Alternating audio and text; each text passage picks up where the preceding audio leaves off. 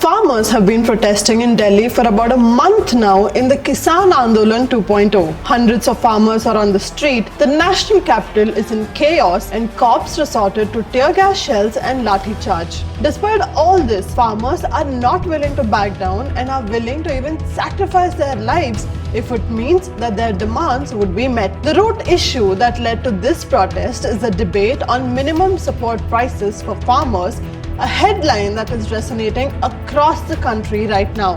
MSP is more than a political strategy, a poll promise, or a debate in the parliament. It is a beacon of hope for millions of farmers across the country. It is the most basic support the government can offer them to balance the economy and help farmers stay in business.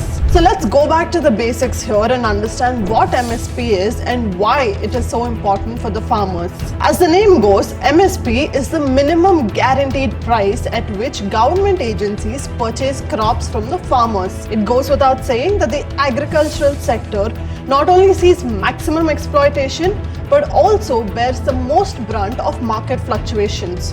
So this scheme was first introduced in 1965 to support farmers in such difficult times, ensuring that they get fair prices for their crops. Now farmers get paid at the very end when the crop is ready, right? Before that, they have to shell out a lot of money for seeds, pesticides, manure, transport and whatnot. Once the crop is ready, it is physically impossible for the farmers to store and maintain the produce at home, obviously, because it is harvested in bulk. Storing it at a godown will mean they have to pay more money for it. So the best solution for farmers is to sell the crop once it's ready. And this is a point that the middlemen and buyers are looking to cash in on.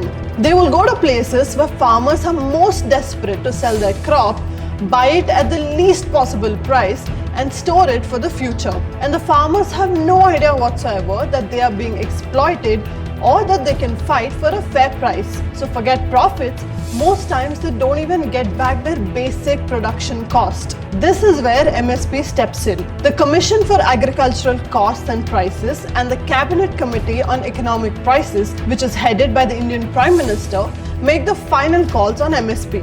They analyze the cost incurred by farmers and external factors like costs across different regions, market prices, demand per capita consumption, so they can calculate the fair amount that farmers deserve.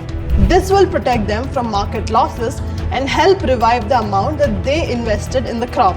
Currently, over 20 crops including rice, wheat, pulses and many others fall under the MSP umbrella. Unfortunately, this scheme is being implemented only for wheat and paddy. Plus, a major loophole is that MSP has no legal backing, which means that the government has no obligation to buy the crop from these farmers. This is what the farmers are protesting about. They want the government to make MSP a law so it can be applicable to all agricultural produce across the country and that the government is bound to follow it. They're also demanding that the MSP must be fixed according to the Swaminathan Commission's recommendation. Let me tell you what that is. Back in 2006, agricultural scientist MS Swaminathan submitted a report suggesting that MSP should be at least 50% more than the weighted average cost of production. But the government, then headed by Manmohan Singh, did not incorporate this recommendation.